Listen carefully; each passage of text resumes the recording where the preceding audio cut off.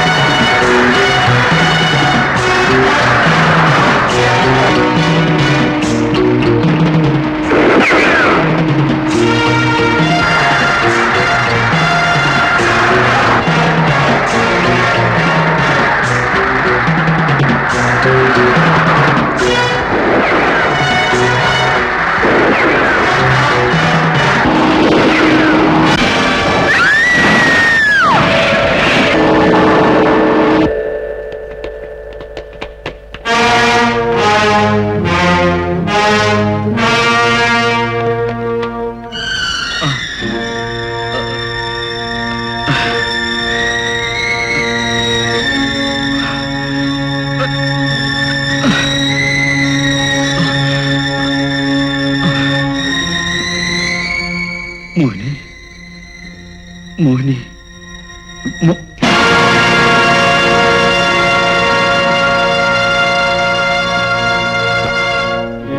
దాదా దాదా బేటా అయిపోయింది, నా కథ ముగిసిపోయింది. నువ్వు వెళ్ళిపో, వెళ్ళిపో. దాదా, నాకు బతుకునిచ్చిన నిన్ను ఈ పరిస్థితిలో ఎలా వెళ్ళాను? నేను వెళ్ళాను. నువ్వు వెళ్ళిపో నాయనా, నువ్వు వెళ్ళిపో.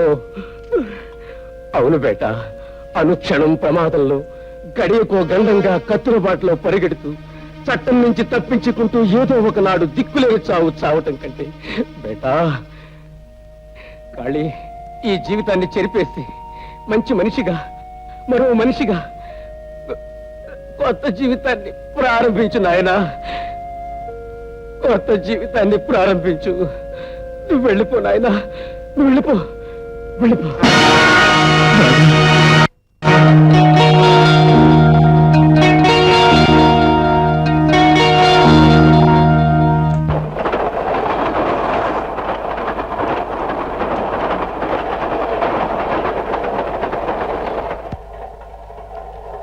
ఎక్స్క్యూజ్ మీ, మీ బాక్స్ అలా పెడతాను. All right.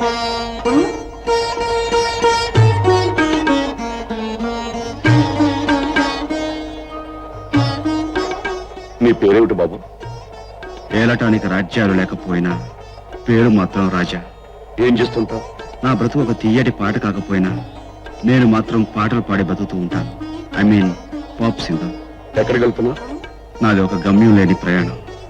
ఎక్కడ బుద్ధి పుడితే అక్కడ దిగిపోతాను. పరిచయం లేకుండా ప్రశ్నలు వేస్తున్నందుకు ఏమనుకో. వృత్తిరీత్యా పోలీస్ ఆఫీసర్ని, అందుకనే ప్రశ్నలు వేయటం అలవాటైపోయింది. అదీ కాక నిన్ను చూస్తుంటే ఏనాడో దూరం అయిపోయిన ఒక మనిషి గుర్తొచ్చాడు. ఎవరు? మీ కొడుక? అరే, అంత కరెక్ట్గా ఎలా చెప్పావు? మీరు నా తండ్రిలా అనిపించారు. నేను మీ కొడుకులా కనిపించుండొచ్చని అలా అన్నాను. అవును బాబు, పసితనంలోనే వాడు మాకు దూరం అయిపోయాడు.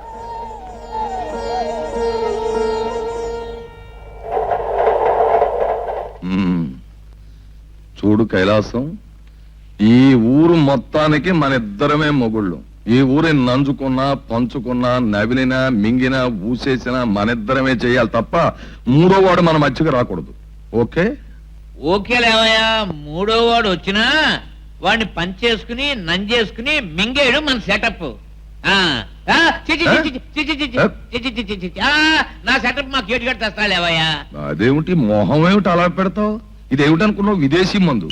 నేనేదో ఆల్కహాల్ కాకుండా ఆవు పంచితం పోస్తున్నట్టు ఫీల్ అయిపోతావేంటి? అబ్బా, నువ్వు ఆవు పంచతం పోస్తున్నావో ఆవు మజ్జిగ పోస్తున్నావో నాకు అనవసరం. నా సెటప్ తప్ప నేను వేరే తాగను.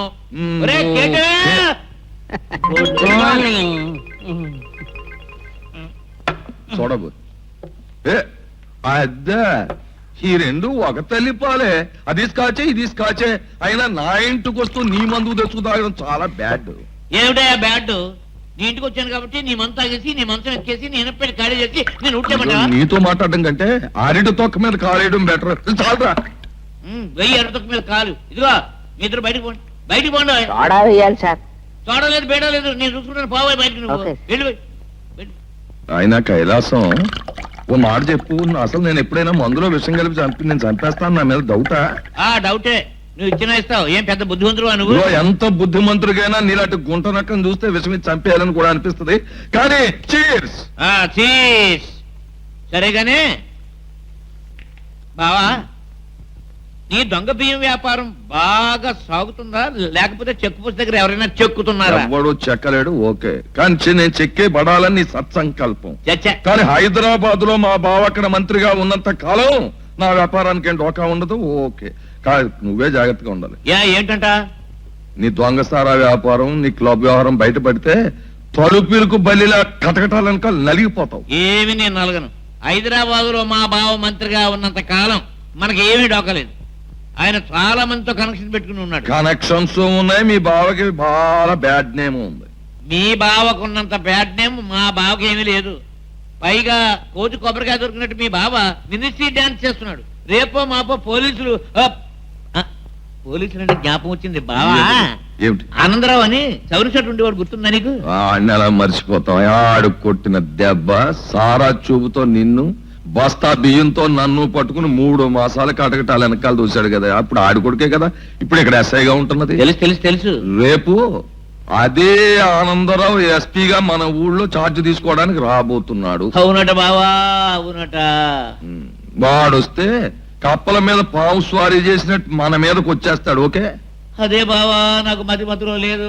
ఏం నీ చేయాలి? వర్రీ అవ్వకు. మన జనం బెజవాడ స్టేషన్ లో ఎక్కి వాడు బుర్ర రామకీర్తన పాడించేసి రాజమండ్రిలో దిగిపోతారు, ఓకే.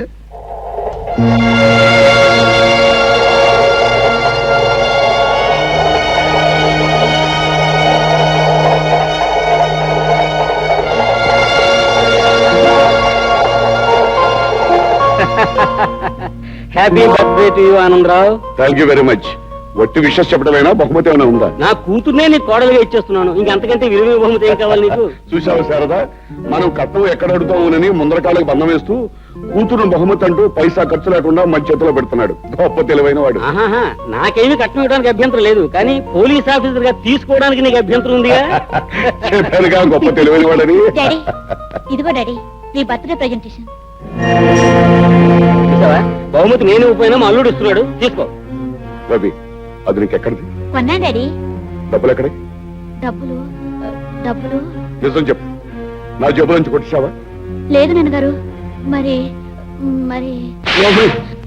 ఊరుకోరా రవి, పద స్కూల్ టైం అవుతుంది. వాళ్ళందరి ముందు ఆయన నన్ను ఎందుకు కొట్టాలి? నేనేం తప్పు చేశానని? మరి నువ్వు పైపు ఎలా కొన్నావో చెప్పకపోతే మీ నాన్న కోపం రాదు. నేనేం దొంగతనం చేశానా? నానిచ్చిన పాకెట్ మనీ ఖర్చు పెట్టకుండా దాచిపెట్టి కొన్నాను. ఏం తప్ప? మా నాయనే లే, ఏం జరిగిందో తెలుసుకోకుండా తొందరపడి కొట్టమే ఈ పోలీసు వాళ్ళ పని. పద స్నానం చేద్దు గాని. నిజంగా నువ్వు గొప్పవాడు అవుతారా రవి? నీకెలా తెలుసు? వీపు మీద పుట్టుమచ్చుంటే 64 కళల్లో ఏదో ఒక కళలో గొప్పవారు అవుతారు. మహారాజా యోగం కూడా ఉంటుందట. అలాగా? ఏమండి? రవి ఆగు! రవి రవి ఆగు! ఆగు!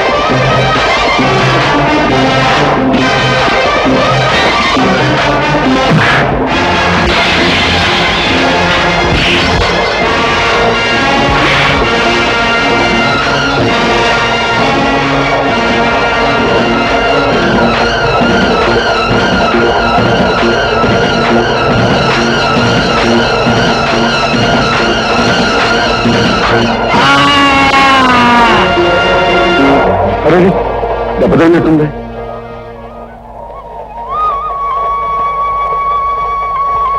మరేం పర్వాలేదండి. జీవితంలో ఇంతకంటే చెప్పుకోలేని పెద్ద ఎదురు దెబ్బతిన్నాను. థ్యాంక్స్ రాజా. నువ్వు లేకపోతే నా ప్రాణాలకే ప్రమాదం జరిగింది. ఏదో కారణం ఉండబట్టి ఆ దేవుడు మనుషుల్ని విడదీయటం కలపటం చేస్తూ ఉంటాడు. నిజమే. మనకు అర్థం కాకపోయినా జరిగే ప్రతి సంఘటనకి ఏదో ఒక అర్థం ఉండే ఉంటుంది. వెళ్దాం పద. పద.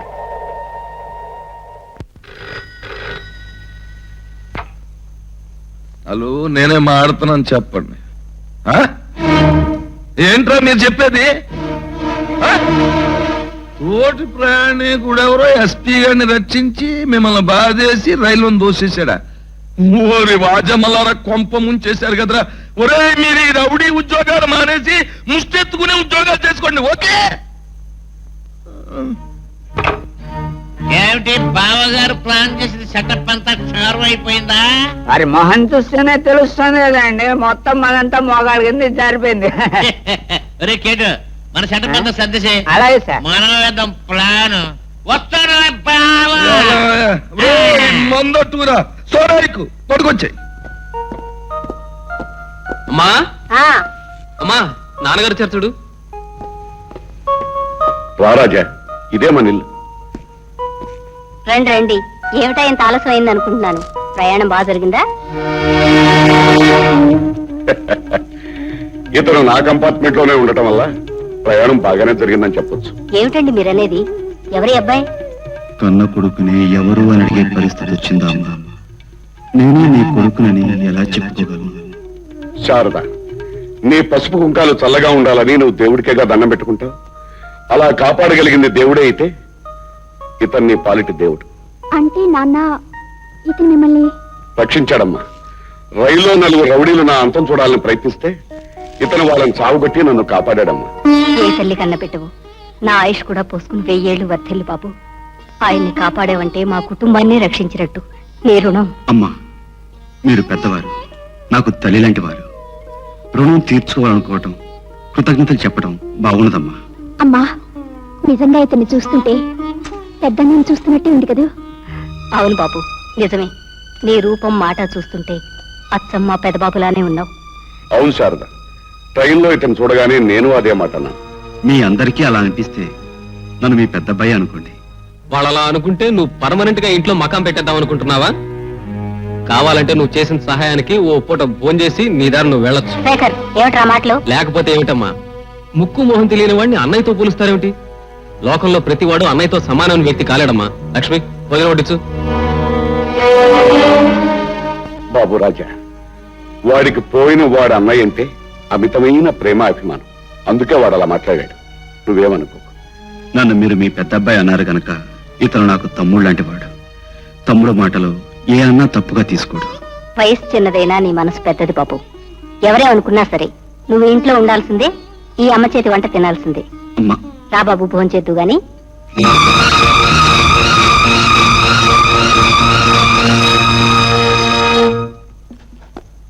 వచ్చావా తల్లి? రారా.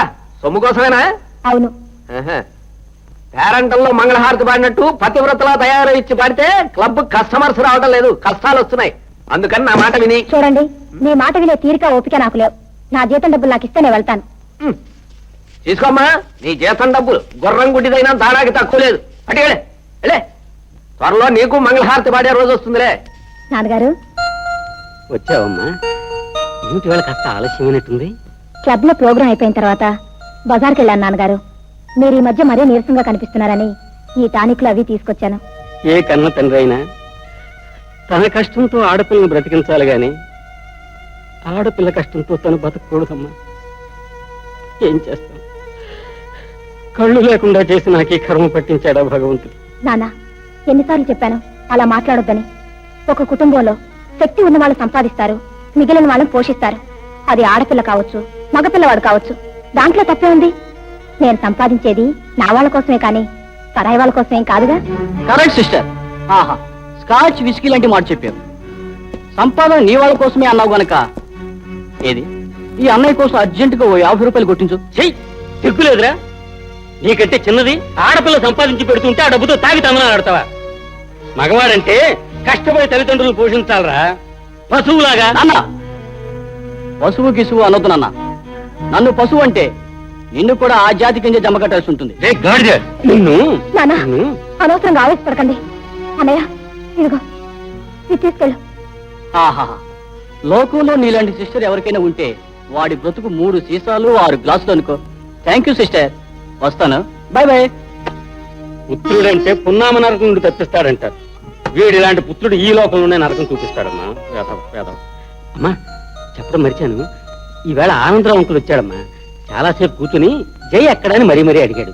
ఒకసారి వెళ్ళి కనిపించమ్మా. సరే నాన్న. And for more videos, please subscribe to iDream.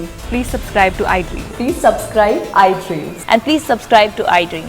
For more videos, subscribe to iDream. please like, share and subscribe to the channel. Congratulations, iDream. Subscribe to iDream. Subscribe to iDream. So subscribe to iDream Media. iDream ki iDream team andarki huge congratulations. Please subscribe iDream Media. Please subscribe to iDream. Subscribe iDream. Please subscribe to iDream. iDream అంటే నా కళల channel subscribe చేసుకున్న నోరు తిరుగుతలేదు. మీరైతే గంట గుర్తు కొట్టండి. For more such videos, please subscribe to iDream.